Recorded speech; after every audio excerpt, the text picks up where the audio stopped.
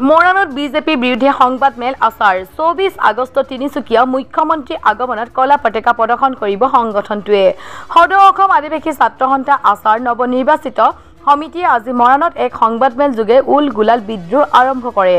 আচাৰ কেন্দ্ৰীয় সমিতিয়ে ইতিমধ্যে বিভিন্ন জিলাত বিজেপি বিৰোধী পোষ্টাৰী আৰু অক্ষুভ জাতিগত প্ৰদান দাহ কাৰ্যসূচী অব্যাহত ৰাখি মুকলি কেইটামান প্ৰশ্ন সন্নিবিষ্টৰে এক পোষ্টাৰ সাজু কৰি উলিয়াইছে। পোষ্টাৰত উল্লেখিত প্ৰশ্নসমূহ আদিবাসীসকলক জনজাতিকৰণৰ মৰ্যাদা কিয় এতিয়ালৈকে প্ৰদান কৰা নহল, চাহ শ্ৰমিকৰ মজুৰি 551 টকালৈকে কিয় এতিয়ালৈকে বৃদ্ধি কৰা নহল, আদিবাসীসকলক শুদ্ধ জাতিগত প্ৰমাণ পত্ৰ কিয় প্ৰদান কৰা নহল, আদিবাসী সহস্ৰ সংগঠনৰ সৈনিকসকলক কিয় এতিয়ালৈকে সংস্থাপন কৰা নহল, আশ্ৰয় শিবিৰত বসবাস কৰা আদিবাসীসকলক কিয় সংস্থাপন কৰা নহল, 2022 চনত 15 ৰূপায়িত আদিবাসী চুক্তি এটা দফা এতিয়ালৈকে কিয় কাৰ্যকৰী কৰা নহল, চাহ শ্ৰমিকসকলক ম্যাদী মাটি পট্টা কিয় প্ৰদান কৰা নহল। সংবাদ মেলত আজি এই কেইটা প্ৰশ্ন সাধাৰণ সম্পাদক দেবেন ওৰাঙে দাঙি ধৰে।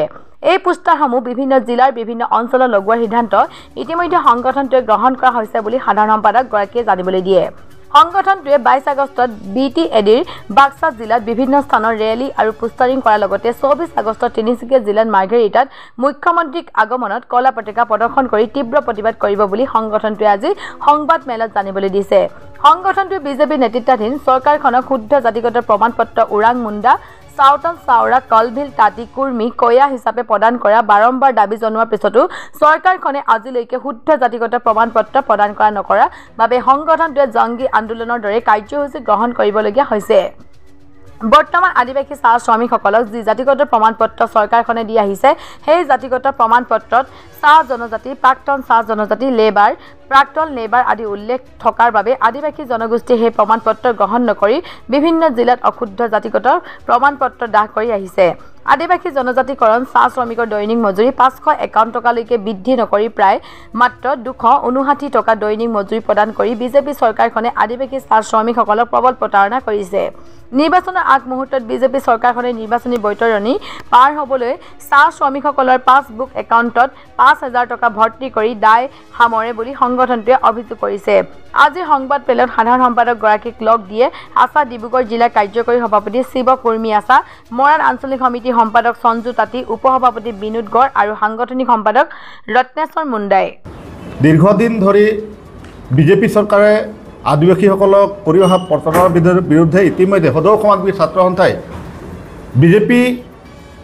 চৰকাৰৰ বিৰুদ্ধে আমি উলগুলান আৰম্ভ কৰিছোঁ, বিদ্ৰোহ আৰম্ভ কৰিছোঁ আৰু যোৱা 16 তাৰিখৰ পৰা আমি ধাৰাবাহিকভাৱে BTAD অঞ্চলত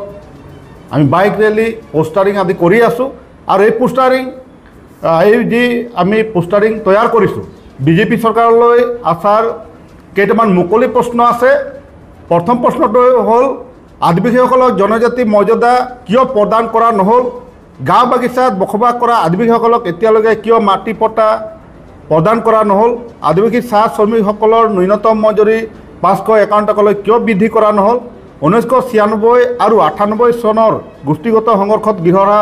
আদিবাসীসকলক কিয় সংস্থাপন কৰা নহ'ল, আদিবাসী বিদ্ৰোহী সংগঠনৰ সৈনিকসকলক বৰ্তমানলৈকে কিয় সংস্থাপন প্ৰদান কৰা নহ'ল, 2022 চনৰ 15 ছেপ্টেম্বৰত স্বাক্ষৰিত হোৱা আদিবাসী চুক্তিৰ দফাসমূহ এতিয়ালৈকে কিয় কাৰ্যকৰী কৰা নহ'ল, আদিবাসী জনগোষ্ঠীক প্ৰদান কৰি অহা জাতিগত প্ৰমাণ পত্ৰ আজিলৈকে কিয় সংশোধন কৰা নহ'ল, আমাক উত্তৰ লাগে, অন্যথা আদিবাসী গাঁও বাগিচা অঞ্চলত বিজেপি দলৰ প্ৰৱেশ আমি নিষিদ্ধ কৰিছোঁ। আৰু ইতিমধ্যে আমি ধাৰাবাহিকভাৱে আন্দোলন কাৰ্য চলাই আহিছোঁ আৰু যোৱা 18 তাৰিখে যি ওদালগুৰিৰ মাঠবাটত মুখ্যমন্ত্ৰী আহিছিল, অসমৰ সৰ্বকালৰ মিছলীয়া মুখ্যমন্ত্ৰী আহিছিল হিমন্ত বিশ্ব শৰ্মা, আৰু তাতে সদৌ অসম আদিবাসী ছাত্ৰ সন্থা ইতিমধ্যে আমি প্ৰতিবাদ সাব্যস্ত কৰিছোঁ কলা পতাকা প্ৰদৰ্শন কৰি। আৰু ইতিমধ্যে আমি গম পাইছোঁ যে অহা 24 তাৰিখে হিমন্ত বিশ্ব শৰ্মা তিনিচুকীয়া জিলাৰ মাৰ্ঘেৰিটাত আহিব আৰু আমি প্ৰত্যাহ্বান জনাইছোঁ আৰু আমি বাৰে বাৰে কৈ আছোঁ যে বিজেপি মুখ্যমন্ত্ৰীয়ে হওক বা আন আন নেতাসকলে যদি আদিবাসী অধ্যুষিত অঞ্চলসমূহত আহে আমি তীব্ৰ প্ৰতিবাদ গঢ়ি তুলিম আৰু যিকোনো আমি কাৰ্যপন্থা হাতত ল'ম, প্ৰতিবাদ কৰিমেই। আৰু যি 24 তাৰিখে ডক্টৰ হিমন্ত বিশ্ব শৰ্মা মাৰ্ঘেৰিটাত আহিব, আমি ইতিমধ্যে সদৌ অসম আদিবাসী ছাত্ৰ সন্থা কেন্দ্ৰীয় সমিতি তথা তিনিচুকীয়া জিলা সমিতিয়ে 24 তাৰিখে প্ৰতিবাদ কৰিবলৈ সিদ্ধান্ত গ্ৰহণ কৰিছোঁ আৰু কলা পতাকা প্ৰদৰ্শন কৰিম যিহেতুকে তেওঁলোকে আমাক বাৰে বাৰে প্ৰতাৰণা কৰি আহিছে আদিবাসীসকলক ভোট বেংক হিচাপে তেওঁলোকে ব্যৱহাৰ কৰি আহিছে আৰু কেইটামান আঁচনি তেওঁলোকে প্ৰদান কৰি কণা হাঁহক পতান দিয়াৰ দৰে কেইটামান আঁচনি তেওঁলোকে আমাৰ জনগোষ্ঠীসমূহক দিছে যেনেধৰণৰ